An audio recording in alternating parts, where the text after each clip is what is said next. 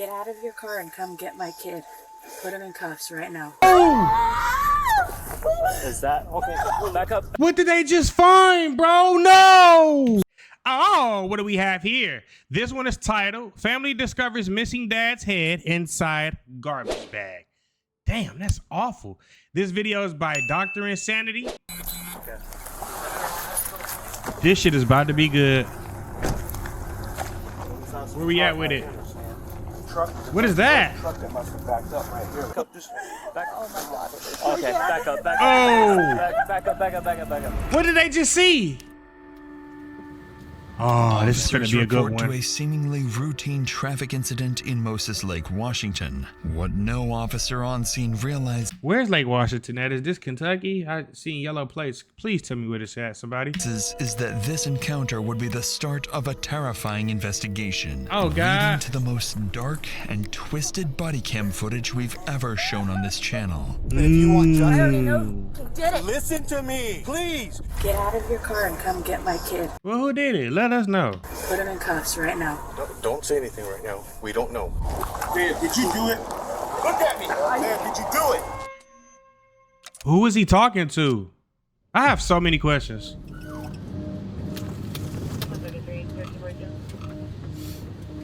Looks like a regular city. It's an Country early town? Sunday afternoon on November 3rd when officers patrolling downtown Moses Washington. Lake identify a truck matching a stolen vehicle report logged just hours earlier. Multiple police units have been dispatched, more than typically assigned to a stolen vehicle report. Almost as if, from the very start, police somehow knew this vehicle theft report would soon unravel into something much worse. I bet it did. 145 Mac. We're slow rolled in. Parking at Porterhouse. Inside the vehicle is 27-year-old professional athlete Isaiah Thomas, the former A-star wide receiver for Eastern Oregon University, I know you lying. who's currently armed with a weapon. This is what he's doing? After a promising career? Hey, go and get out of the car. Yellow truck, please. Oh, man. Here's what happened. The truck was reported as stolen. Whose truck is this? You talk to me, man. What is wrong with him? It's your truck. Yeah. Okay. Do you have your ID, registration? Just go ahead and turn it off, please. He looked like he wanted to do something bad to them officers. I apologize if it's your truck, but it wasn't registered in your name, man. Yeah, I know. Okay. There's ammunition in the front seat. Okay. Alright. Okay. Y'all need to chill out, bro. Everything's gonna be okay. All right, man. Just come in and step out of the car, okay? The ammunition on the passenger seat suggests that Isaiah might be Shit. carrying a weapon. The officer Them some big ass bullets. quickly realizes that this encounter could escalate at any moment, so they swiftly order him out of the vehicle, only to uncover something interesting about his identity. What up, Greg? What's up, man? Alvarado? Yeah, how you doing, Isaiah? Another day. Another day? Okay, don't come here. Don't reach for anything. Bro, I'm They're putting- gonna detain you right now. No, bro. Okay, Okay. make sure you don't have any weapons on you, okay? I do got a weapon on me. What do you have? I think I got a knife right here You in have my a knife? pocket. Yeah. Pocket knife? This one? That's it? Damn. Okay. Can I take a seat home?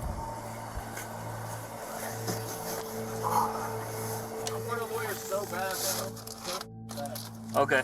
Like, it's ridiculous how bad I need one. No? I hear you. Guilty. You knew you. Yeah, so I went to high school with him. He was a star athlete, man.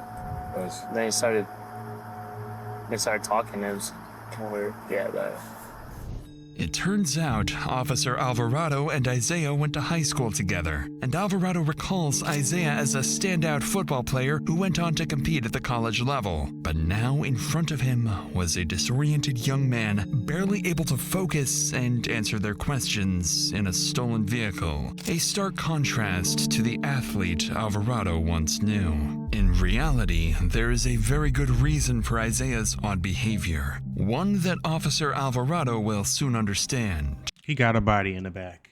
As within minutes, Isaiah and his family will be at the center of a murder investigation, with What? only one Why? question left unsolved.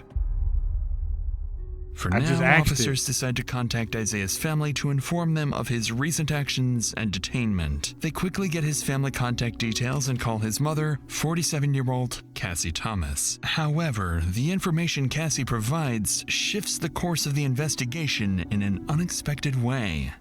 How? Hello? Hello, this is Officer Alvarado with the Mosaic Police Department. I'm trying to reach Cassie. This is she. Hey, do you have a son, Isaiah? Yes, I do. We had a call earlier about him being in someone else's vehicle. He's in a truck now, a gray Chevy Silverado. Okay. We're trying to figure out if this is his truck or not, because he's saying it is, but the person that called about him said that he stole the truck from another neighbor. No, that's his and his grandfather's. Okay, who's his grandpa, if you don't mind me asking? Richard? Richard? Yeah, he probably let him. No fucking wait. So you mean to tell me he might have had something to do with the killing of his grandpa? Nah, I know it ain't happened like that. Borrow it. He's staying with his grandfather right now. What's the address? 430 Dale. Yep, that's where the truck was taken. Okay, that's Okay. weird. Yeah, no, that clarifies something, because we thought potentially this truck might have been stolen, so we were trying to No. figure it out. No, I'm sorry about that. No worries. At this point, Officer Alvarado begins to realize the mistake they've made. Now it makes sense why Isaiah immediately asked for a lawyer. He was being accused of something he clearly didn't do. As Officer Alvarado continues speaking with Isaiah's mom, he decides to ask about something that's been worrying him since the very moment Isaiah steps out of the truck. And what was that? What was he worried about? I went to high school with Isaiah. He wasn't never really like this. Is everything okay? It should be. He should be fine. Okay. He just He's- seemed a little bit off to me when he was talking. Well, probably because he's being accused of something he didn't do.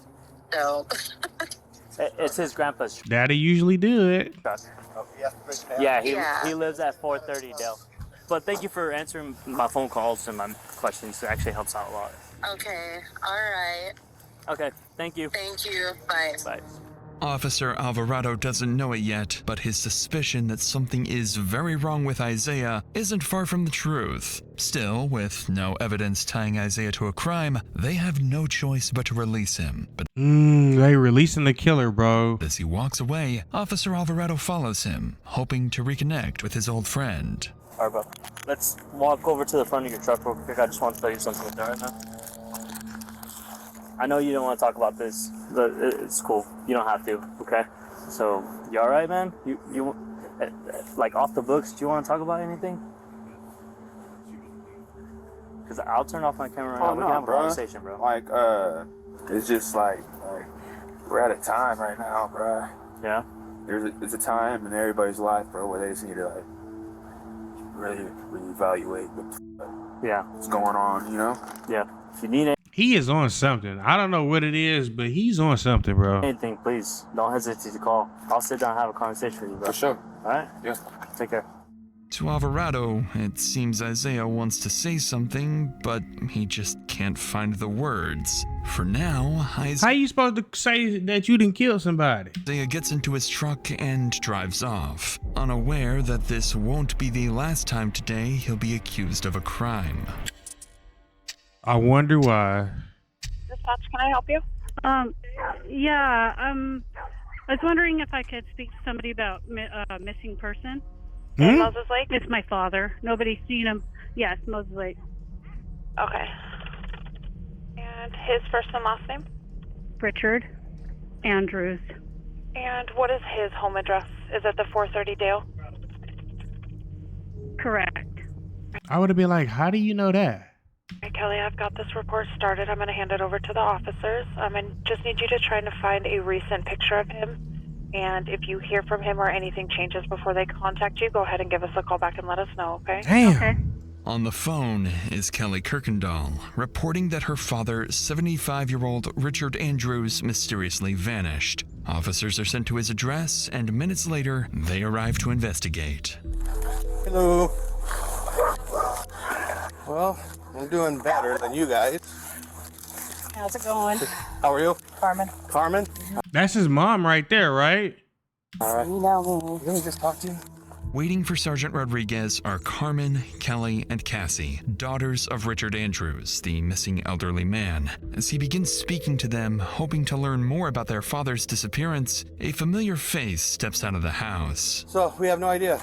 The neighbor talked to my husband. This is my husband, Mike. Hi, Mike. I'm sorry. He hasn't seen him in a day and a half or so. I haven't seen him longer than that, but his phone's been ringing. His sister's called. Nobody knows where his... Oh, that shit just sent chills through my spines. What if the person that did this shit is living with him, is right there in their freaking midst, bro? At. So... Okay. And is this normal? No. What's wrong? Okay. What's that? Nothing. Do you know where is it your grandfather? Yeah, it's my grandpa. Do you know where he's at? No, I have no clue where he's at. No. Oh, he got some gardening in his hand. He didn't tell you anything where he was going? Did you see him leave? No. So basically what I did see was him talking to somebody out here. He was kind of like parked a little farther out. Like he pulled. Oh, this shit giving me chills in my spine, bro. Hearing this guy talk, oh, my gut is telling me it's him. Off to the side. What do you guys think? Do you think he's the killer? Do you think he's the one that killed his granddad? Let me know in the comments right now. A little bit. They're talking in the window. I look down. That's it. He did tell me that he was going up to the res, but I just got confirmation from Greg, right? But he's not there, so I don't know. Which res? Colville? Colville? Yeah. Okay. Yeah, he has property up there, but we already put a phone call up there, and they said Nobody's there. About what time was it when you saw him last? I don't remember. Was it morning, afternoon, night time? It was afternoon. Afternoon? It wasn't like late afternoon though. Okay. Alrighty. While officers are surprised to be speaking with Isaiah and his mother Cassie for the second time that day, their priority right now is finding his grandfather, Richard. With the timeline now established and Isaiah believed to be the last person to see Richard, Sergeant Rodriguez turns his attention to him. But as their conversation unfolds, he begins to notice something strange about this family. Isaiah, you said you saw him about a day and a half ago? And that would have been, yesterday afternoon sometime or the day before? Yesterday, no, not yesterday. Was that a day? A day and a half ago. So Friday, today's Sunday. Friday. So, yeah, bro. So November 1st. I don't know what feeling I'm feeling when I watch him talk, but something just doesn't feel right. Like, I can just feel that shit burn in my chest right now. Smoking the weed, bro. When you saw him, what were you doing? What was going on with that? Right there, smoking.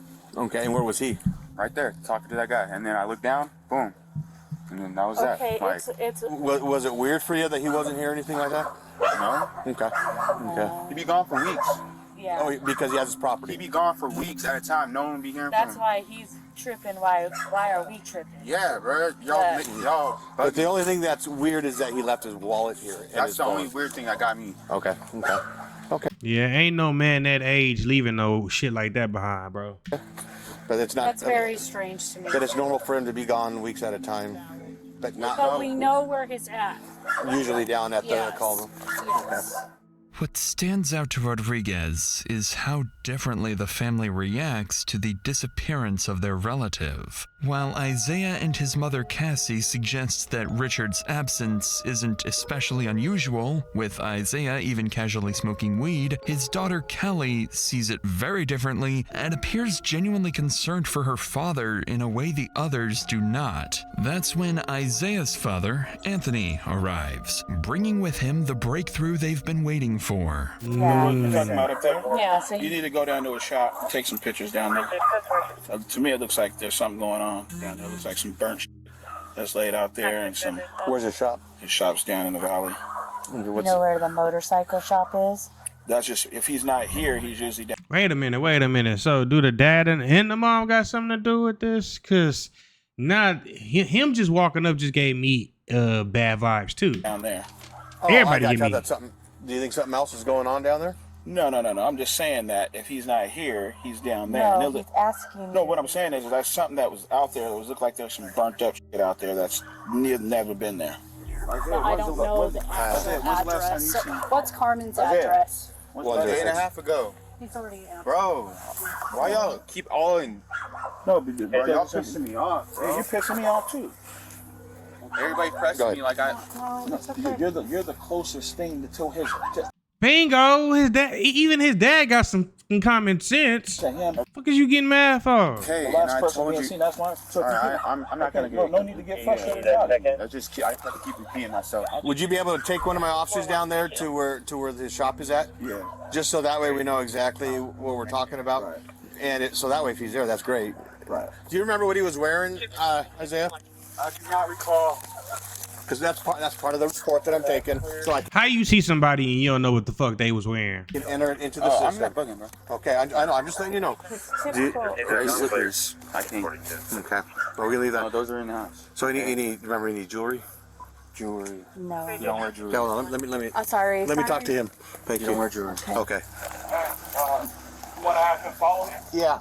So, because we don't know the exact address, if you want to follow Anthony down to his shop down in Cascade Valley. Okay. I want them to get her by herself because she gonna spill the beans on something. She knows something.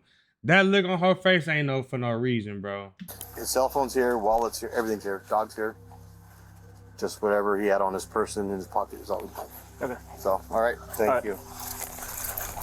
Anthony and several other family members head to the shop with a deputy, while Sergeant Rodriguez stays behind to gather the remaining details. As he does so, he takes note of the family's statements so far, and what stands out is Anthony's frustration with Isaiah. It seems like the two of them know something the others don't, as the way Anthony questions his son sounds like he's accusing him of being involved with Richard's disappearance. Meanwhile, Isaiah is being defensive, claiming everyone is overreacting. His mother, on the other hand, remains calm, smiling, and at times even answering questions that weren't directed at her. I think she knows something, or she was a part of it. Rodriguez notes. I think both his parents know something. What do you guys think? Do you guys think that they know something is up with their son? He's not acting like himself? The contrast in this family's behavior and steps away to drive to Richard's shop. But before he can go, Isaiah's mother would make a horrifying statement. One that would come back to haunt her. Why would she make a statement? So I'll get this logged in, and then if you guys have anything, What the give me a f call. did she say? What is she Get finna out of say? your car and come get my kid. Huh? We gotta rewind that. So I'll get this logged in, and then if you guys have anything, give me a call. Shut the fuck up. Get out of your car and come get my kid. Put him in cuffs right now. Don't say anything right now. We don't know. Okay. So yeah, let me know. Okay. Thank you. Why the fuck would she say that about her own son and about her own dad disappearing? What does she know that we don't know? Oh my God. Do you know how much of a monster you gotta be when your own mama will put you under the bus? Something is not right. Either she got something to do with it or she know he has something to do with it. Either way, wow. Those statements are coming from Isaiah's mother, Cassie, as she approaches the officer just out of frame. In a sudden shift, Cassie tells the sergeant to arrest her own son, catching him completely off guard. Just moments ago, she hadn't seemed particularly concerned. Now she's adamant that Isaiah is guilty of something. It's a sharp change in behavior, one that leaves officers wondering if Cassie knows far more than she's letting on. For now, the sergeant doesn't fully understand what Cassie's implying, but in the next few minutes, her urgency will make a lot more sense. What's finna happen right now? What did they find? By Oh now, man. Anthony is on his way to Richard's shop, just 2 miles from the house, with a patrol unit following closely behind. And as the first deputy pulls up to the shop, he notices several other family members have also gathered. Expecting to find a lead on Richard's whereabouts, they would instead uncover something no one was prepared to see. Oh man. Oh man. My heart is beating right now, bro. What the fuck? Oh. Lose out some chart right here, they're saying. Truck, there must was a truck that must have backed up right here, they're saying, right? Okay. Oh! Is that okay? Back up, please. Back up, please. Back up, please. I want to see. I want to make sure. Back up. Hold on. What did they just find, bro? No! Him, calm down. Oh my God. Okay, back up, please. Back up. Oh my Okay. fucking God. Please don't tell me that. Oh. Ma'am, can you come this way, please? Ma'am, can you come this way, please? Ma'am.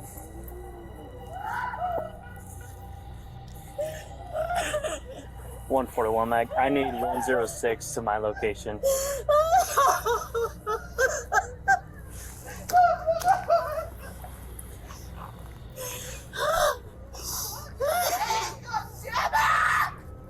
Okay. Ma'am, can you take her over there, please? Please. This is now a crime scene. We need to Yes, I know. I'm trying to get her. Okay, I know. Oh, Kelly. My heart just dropped because they just seen something that they'll never unsee ever again. Sarge, he's buried in the ground. There's someone buried underneath the ground. Buried in a shallow grave in the front yard of his own shop lies the dead body of 75-year-old Richard Andrews. Oh, Richard's man. daughter, Kim, is the first to see him. She recognizes her father immediately, revealing part of his leg with the same jeans he always wore. It's a horrifying discovery for them to make. Even the deputy is shaken and unable to control the situation on his own. But as he observes the family, something about it feels off. By the time he arrived, the family had already begun digging, and within moments of uncovering Richard's body, they started pointing fingers, fixating on the one person they're convinced is responsible. I want to know who the fuck did it now, because that just made my heart drop, bro. I'm not moving right now. I can't. Okay. Don't touch me. Do you want me to help you? No. Don't touch me. Okay. I knew this was gonna happen. That was it. His son, my sister's son, that's at their house right now, did it. And the gun's probably on the bed.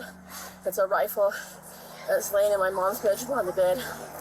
But he has mental illness. So we're having the county respond, okay? And their supervisor is gonna come, and they're probably gonna set up a containment, okay? Please, I just ask that you guys try to cooperate as much. I can't make any promises. No, we're not leaving. Okay, well, ma'am. I'm not calling him here right now. Is somebody over there getting that little psychopath? Hold on. If you want to do what's best for No, what I want to Richard do right now, is go to my okay? dad's house. I just need you and guys. do something. Please don't, okay? I just need you guys to at least try to have some understanding, okay? And I want you guys to listen. I ain't gonna lie to you. It would be no understanding if I see my daddy buried in a fucking grave, shallow grave, right by his house. It would be no understanding, bro. I will be seeing red right now. I would literally turn into Satan if I was to see some like that of my parent or my sibling.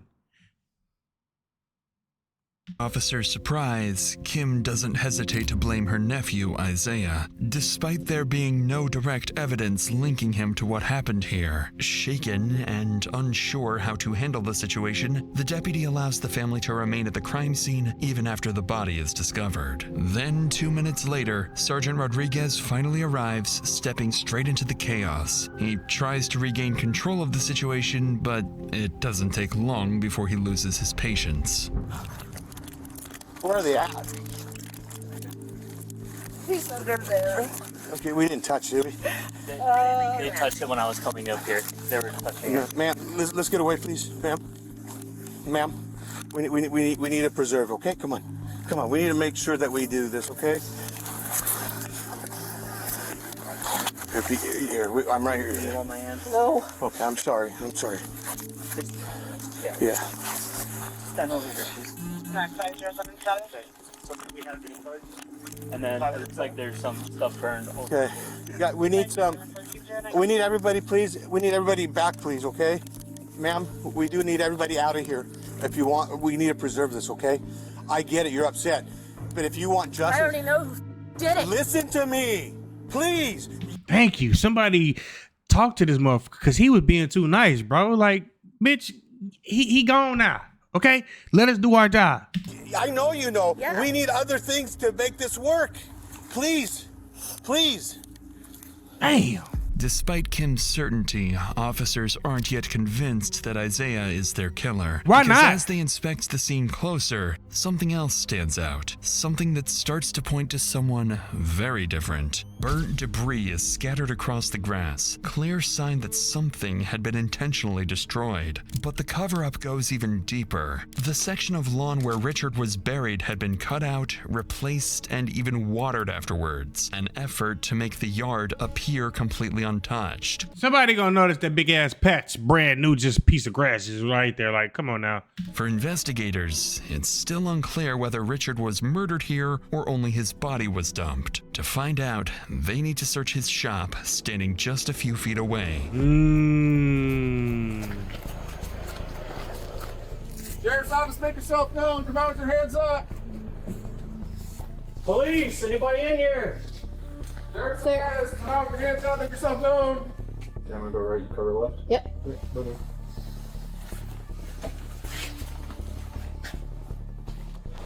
Want to bump up to that door? Y'all need to be in here with rubber gloves on, baby. Up ahead is Richard's shower, and strangely, the deputy notices it appears to have been recently used, suggesting the killer may have been here only minutes earlier. Officers then continue clearing the rest of the shop, finding... So do y'all think Isaiah went there after the cops pulled him over saying that the truck was stolen, and he went right there and got rid of all the evidence? No signs of a struggle, nothing to suggest Richard was killed here, so they shift their focus to securing a search warrant for his house, a search that would end very differently. As officers begin to regain control of the chaotic scene, Richard's daughter Cassie arrives, the same woman who had told the sergeant earlier to arrest her son, Isaiah. Why she accused him before the body had even been discovered is now a question detectives need to answer. Cause what the how did you know that? What do you know, baby? But first, they have to break the devastating news to her. Yeah, we can't. I know. I'm sorry. I need to see. No, we can't. We're gonna. I just need to see. Just go around now.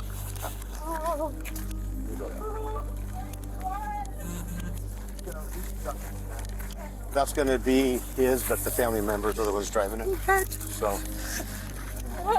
No, please let me see. No, you can't go. Now you can't. You do not want to see that shit.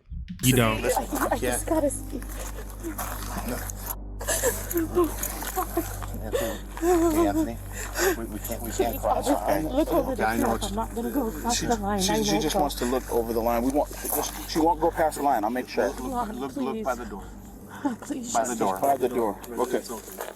Naturally, Cassie is distraught, not only because her father is dead, but because she suspects her own son may be responsible. For now, officers continue securing the scene and prepare to send Richard's body for autopsy. But as they do, they begin to overhear the family frantically talking amongst themselves, and what they're saying would suggest the situation is only escalating because someone else might be about to get hurt. Right. We have one that's confirmed in a shallow grave. They about to go get that shit back in blood. Do not start talking, please. Don't say anything. Just be quiet, please. You know what's going on. It's over there already. What you mean he's over there? I've heard everybody, but we need things to figure out. 106 Mac, we need units down at 430 Dale. Ma'am, please. I can't get out. You guys are behind me. We're gonna have to leave the truck here for now. Please. Where am I supposed to go then? I just want you to walk that way, please. 145 Mac, I'm clear. Hey, David. And there's 106 Mac. 106 Mac. I have the father heading down to 430 Dale. I'm sorry, y'all. I gotta go get some popcorn. I'll be back. And possible suspect is there, and it might not be good. According to Carmen, Anthony is furious and already on his way back to the house, convinced his own son Isaiah is responsible. He's just seen the body of his father-in-law buried in the ground, so what he does next is completely unpredictable. Multiple units are quickly sent to the house, racing to get there before Anthony confronts Isaiah. Minutes later, officers make it to the house just seconds ahead of Anthony, who is right behind them, along with the rest of the family, all demanding answers. Anthony about to put his foot in his son's ass, and I'm here for it. Cause you was the last one with him. Let her get her punt. Nope. Just stay back. Stay back. Stay back. Back up. Stay back. Go back now. No, come on. Did you, Isaiah? Nope. Need you guys to stay back, okay? Please. Just to the left. Secure him in your car. If anything, this family just made it worse because now he finna be on fucking 10, and I would rather the cops catch him off guard versus him being on guard. Promise.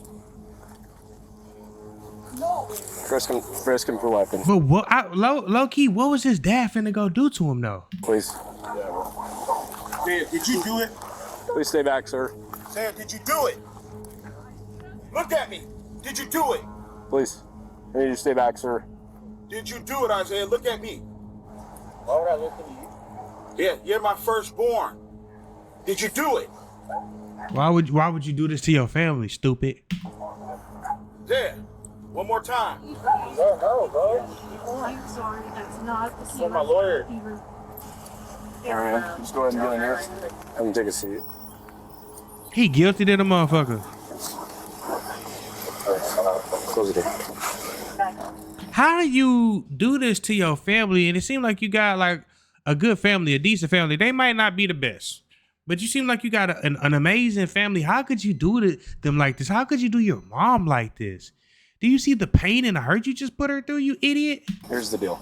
That's family. Okay. One of their family members on deceased, right? Yeah. So they came down here to confront him because they think he did it. Yeah. The only reason he's in cuffs right now is we don't. I thought he was like the suspect. No, we don't have BC or reasonable. Right now he's in there because they think he did it. We need to keep them separated. Okay? Okay. Got it? Cool.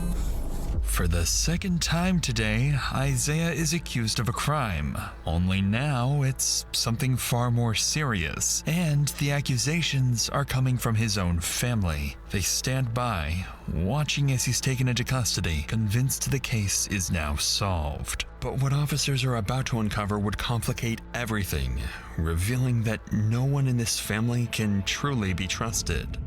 But before we get to that, I used to just keep all my money in my bank account, not really thinking it was possible to grow it without having to wrap my head around all the different investments and saving strategies, but then I realized there was a much simpler way. That's where our video sponsor We not doing that shit. Fuck them ads.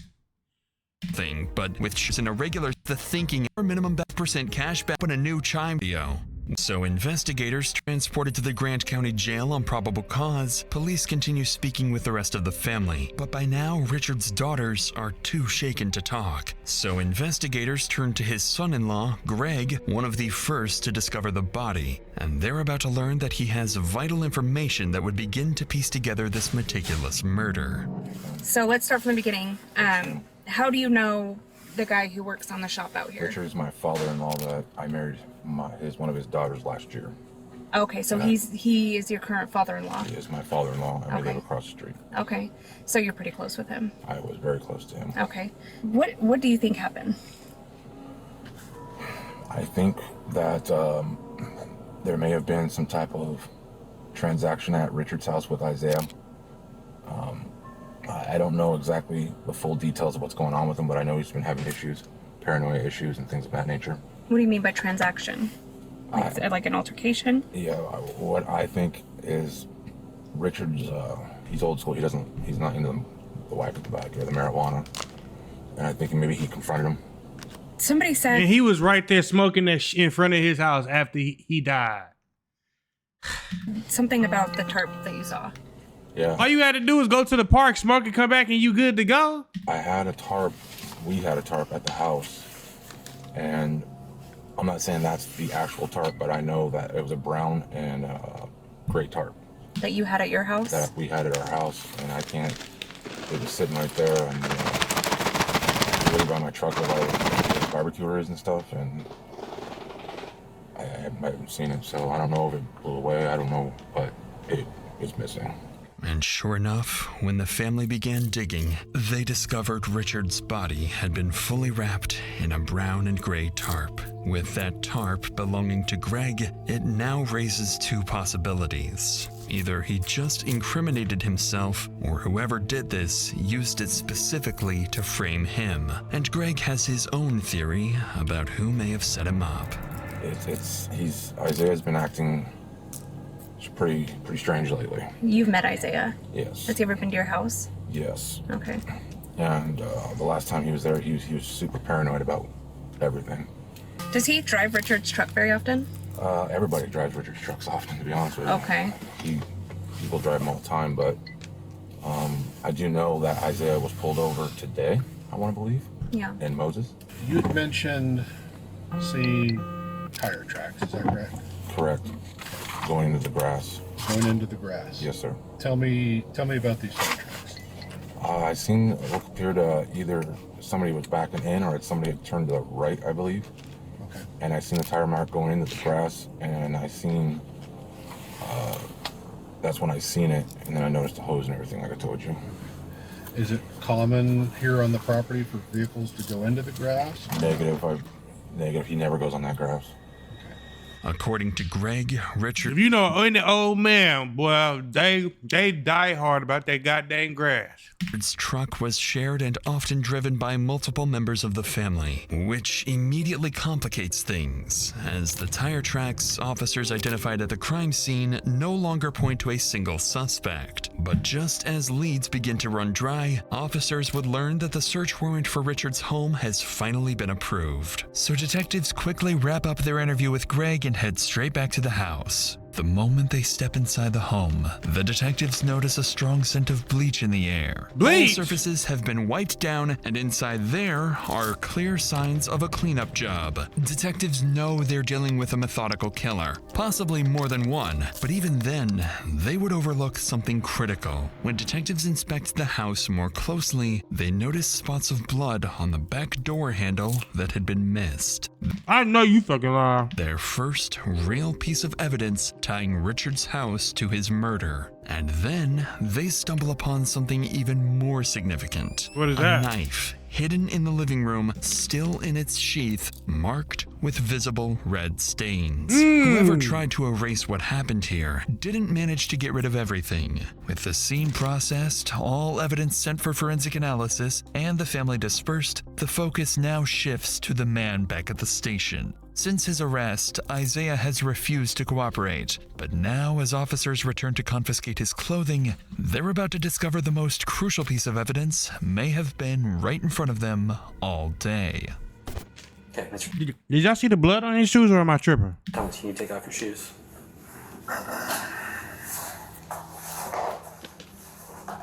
And then take off your sweatshirt.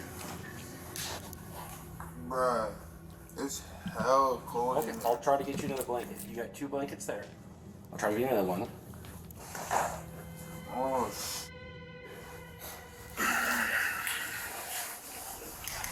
Did I say that?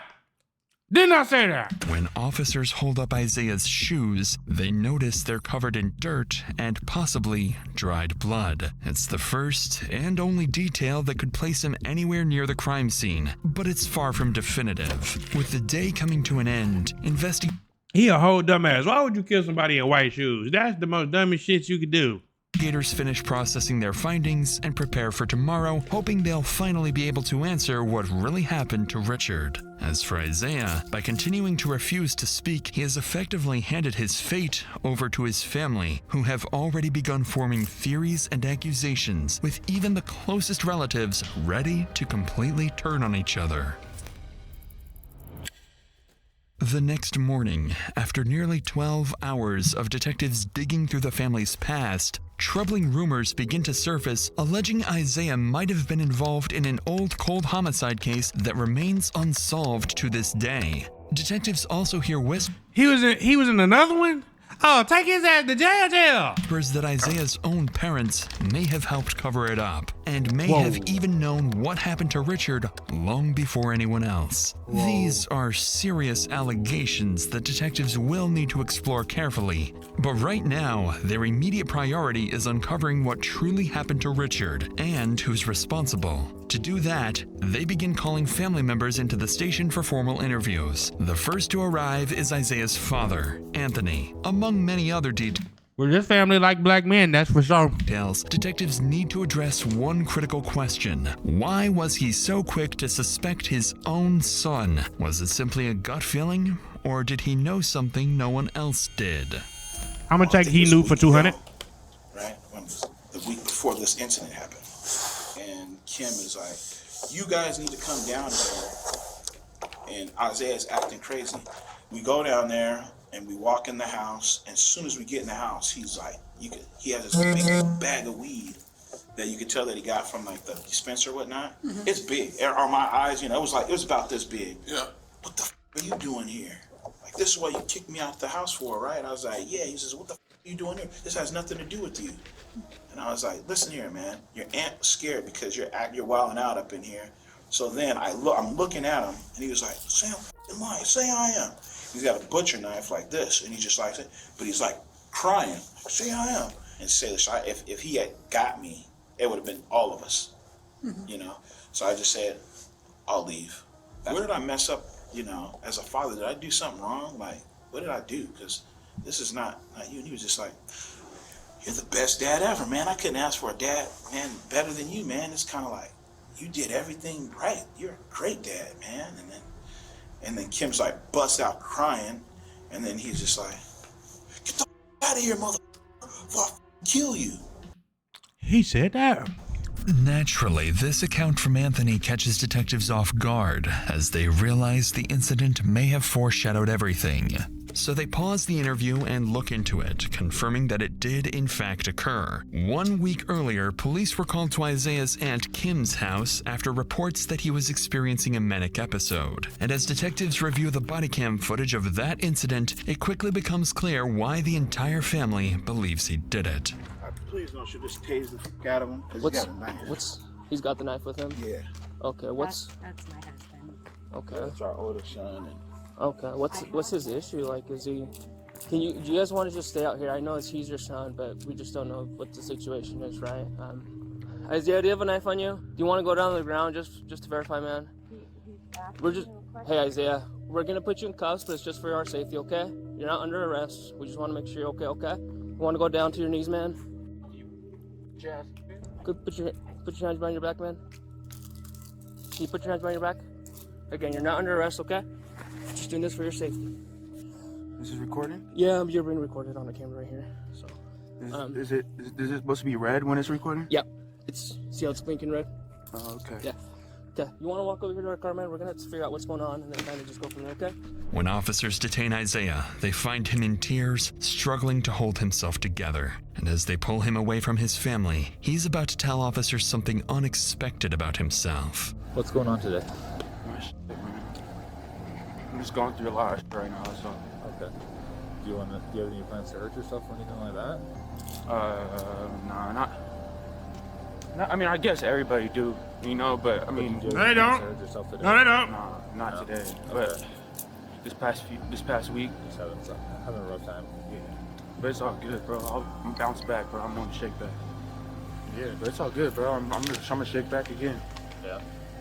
And again. And again. Do you want to go to the hospital or anything like that? And again, huh? Do you want to go to the hospital or anything like that? Nah, bro. It's good. Like, I'm good. So what was the deal with the knife? I got a swisher in there. It's it's a blunt, basically. And I use a knife and I split it to take out the tobacco to put my weed in. Okay. At first. Okay. But then me and my aunt started arguing and that knife was on the table, so. And you just had it already? It was already there. And we started arguing. I wanted to leave, but it's not that big of a deal. I was a good person, bro. No one said you're not a good person. I've never met you. I'm just saying, bro, And what happened? I just lied, bro. Clearly, there is sympathy in the officer's voice as he realizes the man in front of him has been dealt a very difficult hand in life. And although Isaiah downplays the incident, in hindsight, it would read very differently, because perhaps this was the last and only time something could have been done to prevent the tragic fate of Richard Andrews. After analyzing the incident and forming a clearer picture of Isaiah, detectives return to finish their interview with Anthony. Through his account, it becomes clear he believes Isaiah's issues stem from two factors: prolonged marijuana use and repeated head trauma from his time as a wide receiver, a position notorious for heavy hits and brain damage. Anthony also goes on to clarify crucial details about his son's mental state, making it evident that his initial suspicions of Isaiah were rooted in his son's increasingly unpredictable and volatile behavior. So with Anthony's perspective now on the record, the interview comes to an end and detectives move on to Richard's daughter, Kim, the person who found the body. Kim goes on to explain why she immediately suspected her nephew Isaiah, pointing to his history of violent psychotic episodes, including pulling guns and knives on family members, as well as his white vans covered in dirt, something she says is highly unusual for him. Notably, she ends the interview by saying she fears that if Isaiah is ever released, he will do it again. With the case against Isaiah growing stronger by the minute, detectives then shift their attention to two more family members, Richard's daughter Chrissy and her partner Floyd. Unlike everyone else, these two family members are about to become Isaiah's best and perhaps only chance of shifting how detectives view Isaiah's role in all of this. It's hard to kind of start this off, but... Two things. One, this is why I didn't want my bonus son, when me and my ex was together, to play football. I played football, and if anybody has played football through high school and college knows that you get hit in your head too many times, like your shit get rocked. Like it's not something about playing football is just not okay. If I know I'm a little up in the head for sure. Secondly, why does this white lady have a bonnet on? As far as it would have been your father, right? Yes. So I find out that they find my dad buried in the back of his shop. I already knew. I told them, why are you letting that motherfucker stay at my dad's house? You know he's gonna kill him. So I know you have questions for me, and then obviously I have questions for you, and I think they're both geared around the same. When I got there, bro, it was weird. Weird. And I'm like, man, something's not right. So I left, and that's when I told her and explained it to her. I even knew something was wrong before you had this episode. I said, something's not right with this kid. Hey, you guys might want to be careful. Sure as soon as we leave, all hell's break loose. Explain to me now the background, how you knew something weird was going on with Isaiah. Because prior to this, he was staying with us. And I'm not exactly sure what happened, but he starts a confrontation with my son. He pulls out a pistol from his drawers. Isaiah, okay. Sets it down. I got back hold of my sister Cassie, and I said, you know that boy is sick. He's beyond therapy. He needs fucking help. Like, he needs to be medicated. The thing, like I said, the only thing that just bothers me the most, that kid does not clean at all. He won't even make an attempt. He'll drop something on the floor and just walk away from it and leave it there. And usually I know that tore his ass up because he looked like he be ready to fight about dumb shit like that. I know I would. I'm in my house and you just making messes and not cleaning up. Your ass gotta go. And usually I'll even ask, hey, where's Richard? Because I'll say hi to him. But for some reason, it's just the atmosphere was just, I'm like, all right, something's wrong. So I got on the phone with her and I'm like, oh, he's still wigging. He's wigging hard. And I said, your sister's tripping. I said, your sister acting like she's scared to death. Well, she knows he goes through his episode. Of course she's scared. I'm like, okay. It's when after we found out what really happened, is that she knew what he did. What? That is a bold claim to make. At this point, detectives begin to realize Chrissy and Floyd aren't just angry at Isaiah, they also hold his mother accountable. And the couple's suspicions align with detectives who still can't explain why Cassie asks them to arrest Isaiah. They just told you right there. They just gave you the why is why. Before the body was even discovered. So with all of this in mind, detectives would ask them both point blank who they believe is truly responsible for Richard's death. So I'm on the same page as you. You guys believe that Isaiah's mom knew that she had knowledge of it. She had to have knowledge of it. I mean, that kid wouldn't have cleaned. That kid wouldn't have done none of that because he ran over to the neighbor's house and tried to take their car. Did you guys get that information? Yeah. Yes. All right. So he's So sporadic. basically, he's a dumbass. He's not clean. He's running off. He's trying to get off. He's trying to run off. He's trying to do whatever he can do to get out of the situation. He's not thinking about cleaning. He's not thinking about picking this guy up and putting him in the back of the truck and burying him. And then go down to the valley to go get a tarp. Then go back up there in her dad's truck and they see it and go back up to the house and wrap him in the tarp and then come back and down to the valley, which is across the street from her sister's house, and bury him in his auntie's house. When you said that you believe that she knew, do you believe that she helped cover the body? If she did, she need to go right on to jail with his ass, cause ain't no way. You kill my parent, your ass going to jail. I can't go that far. I can't go that far because he doesn't have that mentality. At the end of this conversation, if she's not arrested by then, I don't know what to tell you guys, but She gonna do something. That's what she telling y'all. Y'all fuck around and find out if you want to. You finna kill my daddy and get away with it. I don't blame you, girl. she didn't sort it up like per se, like, oh, Isaiah's gonna do this. And she manipulated the situation to her advantage. She knew what her son was capable of. She knew how to get him to that point of manic and psychosis.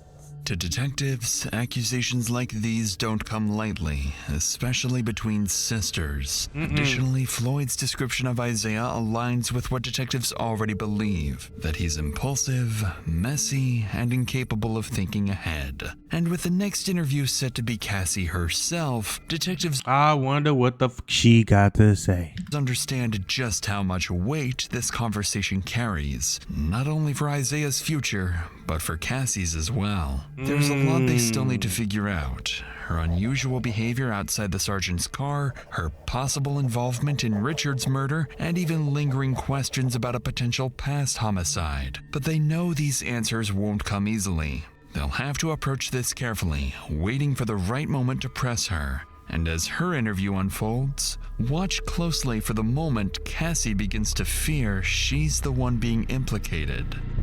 There's no easy way to start this conversation. Oh, guys, tell me when you think tell me when you guys think that she is going to be implicated in her mood changes. I'm gonna call it out if I see it. But I want you guys to tell me too. Okay, sorry. I'll work through it. Okay. So, how has Isaiah's mental health been in the last few years? It sounds like he's been suffering.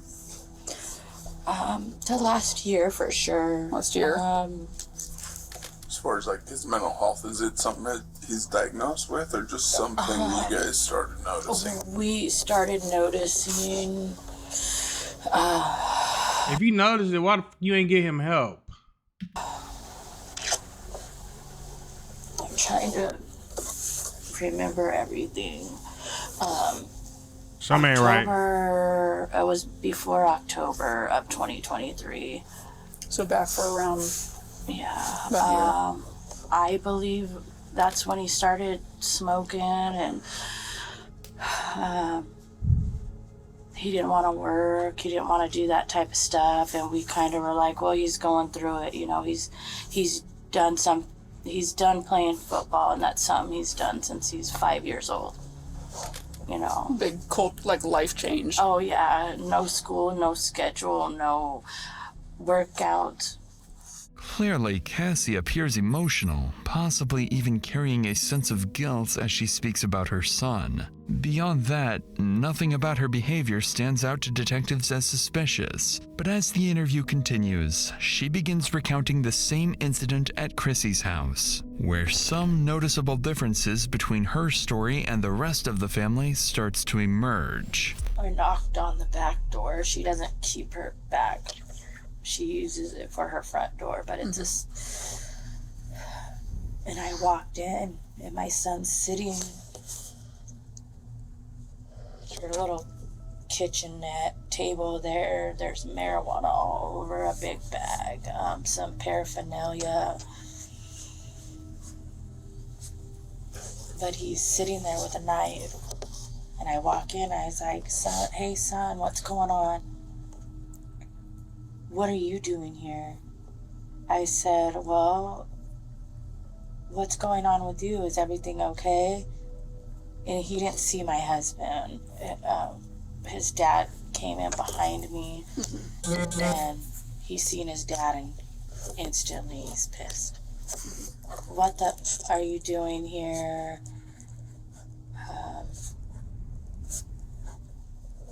But he hadn't gotten up yet. Like, he was still sitting.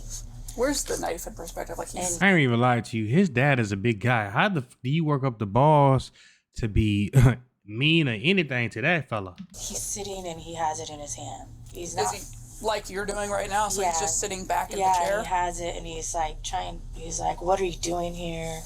And we're still kind of standing at the door, and when he seen my husband, he got even more pissed. Who effing called you? What are you doing here? My husband looked at me, he stood in between us, and he said, get out of here, and go call the sheriff now. While retelling the story, Cassie appears far less disturbed by the incident, despite it involving her own son. I wonder why. She also seems reluctant to discuss the part where he threatened her husband's life. So after a few hours of letting Cassie speak freely, allowing her to settle into the role of the victim, detectives would finally begin to push back, starting with one detail that would clearly catch her off guard. And I don't mean this question in anything, but obviously, like, at this point, I can only see certain things. Did you guys explain all of that about him pulling the knife on Anthony to the deputies? Yeah. Okay. And dispatch too. And dispatch she too. said, don't go back in there. Mm-hmm. But I get why they're angry with me too. You know, that's my son. And they don't think I did anything to try and help him. And I think most of it is emotions are going to be high right now. And they'll never talk to me again. Hell no, I'm not talking to you. Especially if I feel like you had something to do with my boy. What? Go jump in a pool full of. Nah, never mind. I ain't gonna say that. This is YouTube. We're gonna keep it G. I already know that, and they've made other threats. They've also said other things too. Like what? And I don't know if you want to talk about those right now, but I think Detective Hunt is following up on that part, but the weird, vague comments about this is potentially not the first time Isaiah has done something. Yeah. And I didn't crazy. hear any of It's it. crazy. I was in the house, but they were really going on. Like, he's done this before, and like killed someone.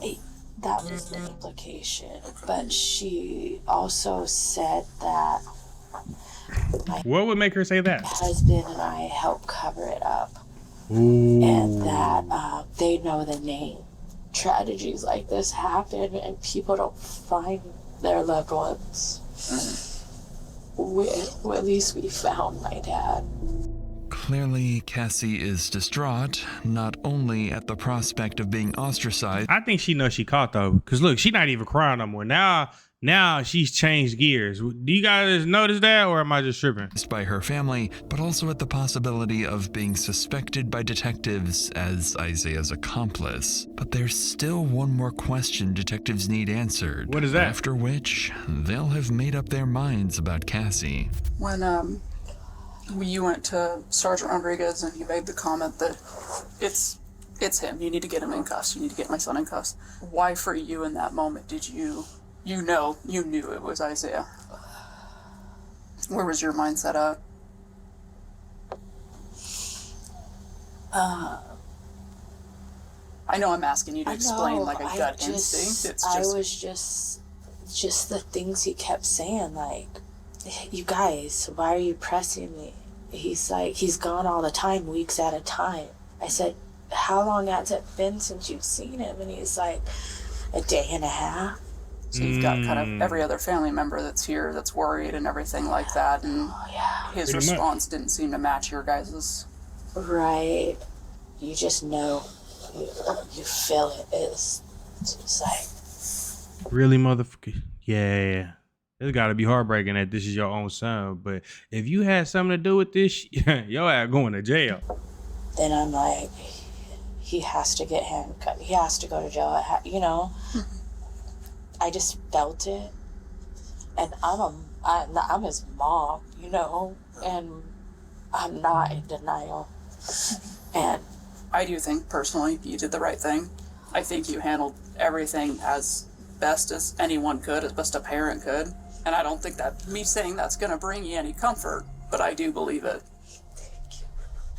Hell no, I think she got something to do with it. What y'all think? Despite her unusual behavior, the detective appears to take Cassie at her word, believing she may be genuinely innocent. Her family, however, remains unconvinced. After wrapping up this and several other family interviews, investigators find themselves between a rock and a hard place. So far, there's no concrete evidence that Chrissy or anyone else was So who the did it then, bro? God damn. Involved. In fact, at this stage, there's barely enough to definitively prove Isaiah's involvement. So Isaiah remains in jail, hoping that with the right lawyer and no further discoveries at the house, he might still be able to walk away scot-free.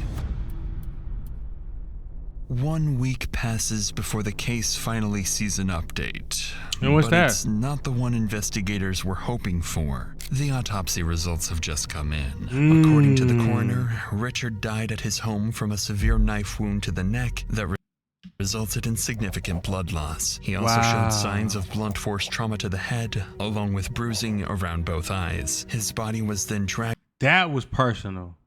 out and later buried in a shallow, tarp-wrapped grave at his own shop. But even with these horrific findings, it says little about who was responsible for Richard's death other than suggesting it was someone deeply disturbed. And with every passing day, both detectives and the family begin to fear that the person or people responsible may never face justice.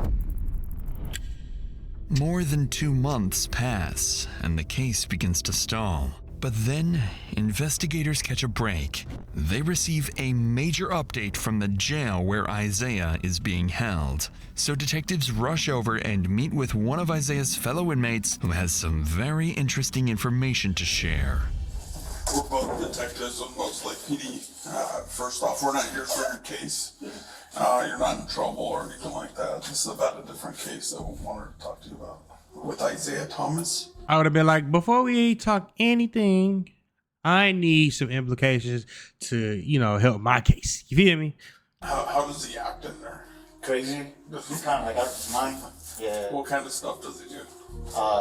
He bangs on the door, Uh-huh. and then he starts screaming blood, blood, blood all night, and he doesn't let us sleep at all. Okay. So all night he's keeping people up. Yeah, he is. Yeah, I would have told on his ass too. You fucking up my sleep. I'm already in a place I don't want to be. But you gonna fuck up the one thing I do can still enjoy? Oh, no. Does he piss people off there? Yeah, he does. Okay. What have you heard as far as like his case? Well, that he killed his grandpa. Yeah. That he let his throat open. Okay. And that before he killed him, that he asked him if he believed in God. Oh, really? Yeah. What did the grandpa say? That he did. Okay. And then he just did it. Did he say why he killed the grandpa? Yeah, he was his grandpa was him. Oh, really? Yeah. Huh? Wait. I did not see that coming. Since he was a little kid. Okay. Yeah. When he killed him, was grandpa trying to do something to him? Nah. No. Is this just he had anger towards him or something? Yeah. Okay. Sure enough, what the inmate describes aligns with key details from the autopsy, particularly the fatal wound. But even then, investigators can't be certain. The inmate could be telling the truth, or saying whatever he thinks will benefit him in hopes of a reduced sentence. And you know they do that type of shit all the time. But that uncertainty would soon come to an end with an update from Isaiah himself. 2 weeks after speaking with the inmate in early February, Isaiah pleads guilty to second-degree murder and unlawful disposal of human remains. On March 10th, he is sentenced to a maximum of 20 years in prison, along with mandatory mental health treatment. 20 years? You get people that got drug cases get way longer than that. And no contact orders involving several family members who cooperated with the investigation. As of now, no other family members have been charged, with law enforcement ultimately concluding this was a solo actor homicide, dismissing any allegations of parental involvement. And as for the alleged prior homicide, police have so far found no evidence linking Isaiah to any unsolved cases. Wow. Thank you guys for tuning in. Shout out to all my supporters. I love you. What did you guys think about that one? He only got 20 years, bro? That is bananas. I couldn't even begin to imagine. Like, yeah, and her sisters are right. She's right. Her sisters are probably not going to never talk. Shit, I wouldn't talk to you, and I don't even know you. That's insane. Because if you could do that to your own daddy, or your son could do that to your own dad, oh, yeah, baby. Fuck that. Your kid, your problem. You feel me? Like, nah, I got popcorn all up in the beard. You know what I'm saying? But that's it, baby. Oh, no. I gotta start that over. Thank you guys for tuning in. Shout out to all my supporters. I love you. If you haven't already, make sure you hit that subscribe button. And make sure you hit that notification bell so you can stay up to date with all my latest content. Don't forget to leave a like, share, and comment as well. And that's it, baby. We out. See you for the next video at 8:28, 9:28, 10:28. I'm going to try. I got y'all for 8:28, 9:28. That 10:28 slot, though, I'm a little tired. See ya!